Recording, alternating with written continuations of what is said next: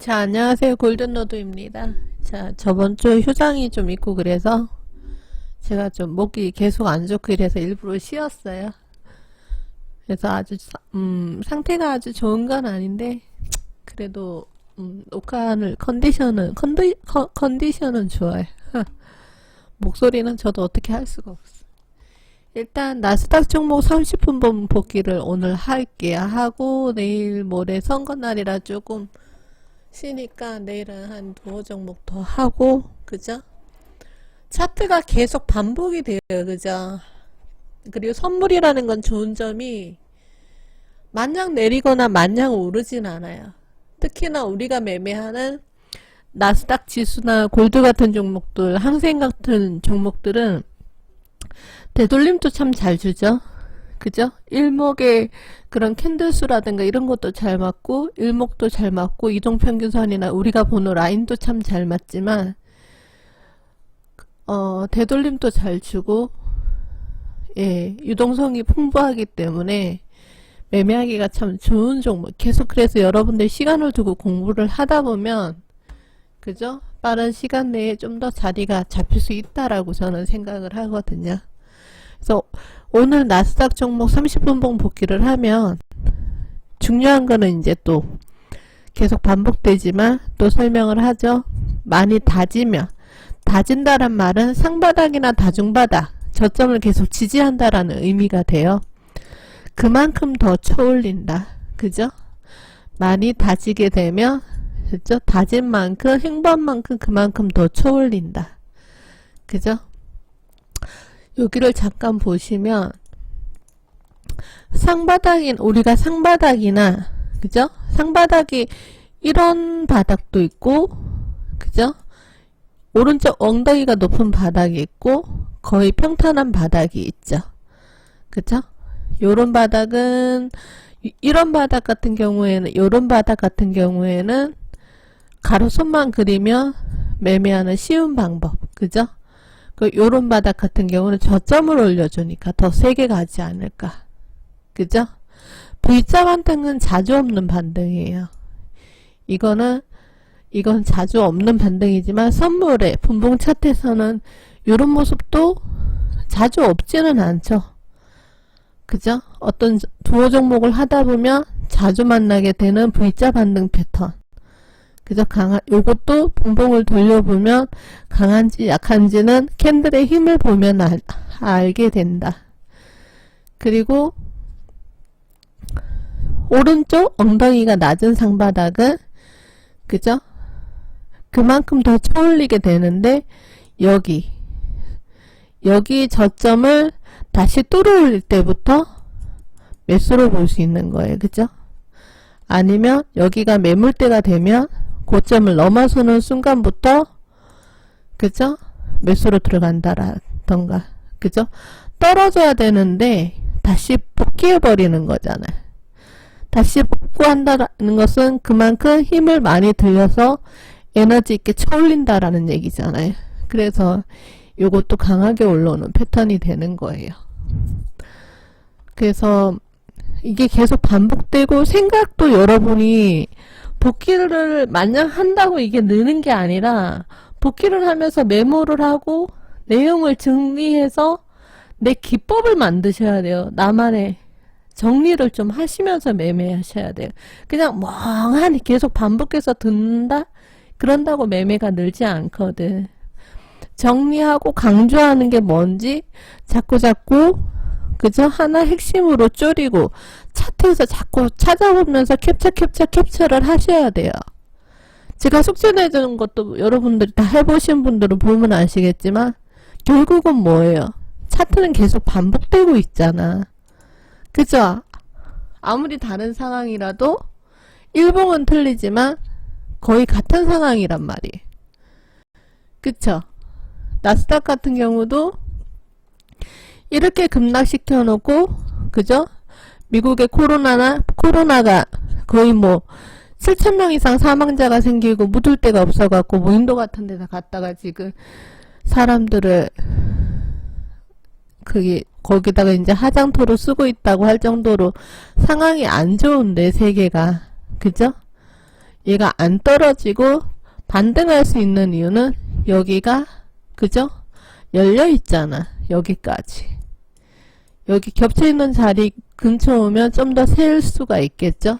요런데 저항 라인은 항상 보면서 그죠? 반대 매매를 할 수 있는 거지. 이 음운 하단을 여기 겹친 자리 음운 하단을 뚫을 수 있을지가 오늘 관건인 거예요. 그쵸? 그 저점에서 올라오는 패턴을 보면 어디에서 우리가 얘가 매수 힘이 들어왔나?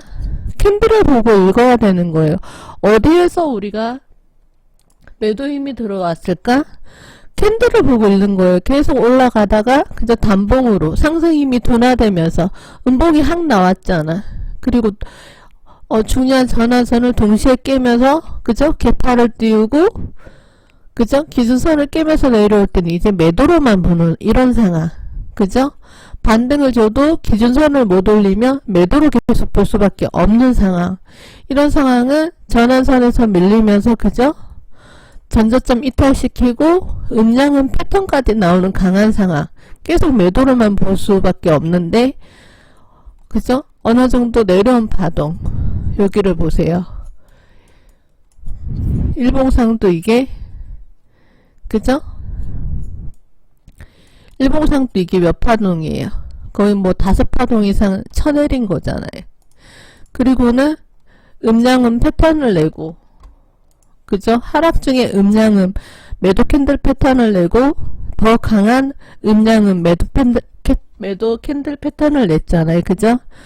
그리고 중심을 못 올리는 모습. 계속 요 아래는 여기 아래는 매도를 유지하는 거예요. 매도를.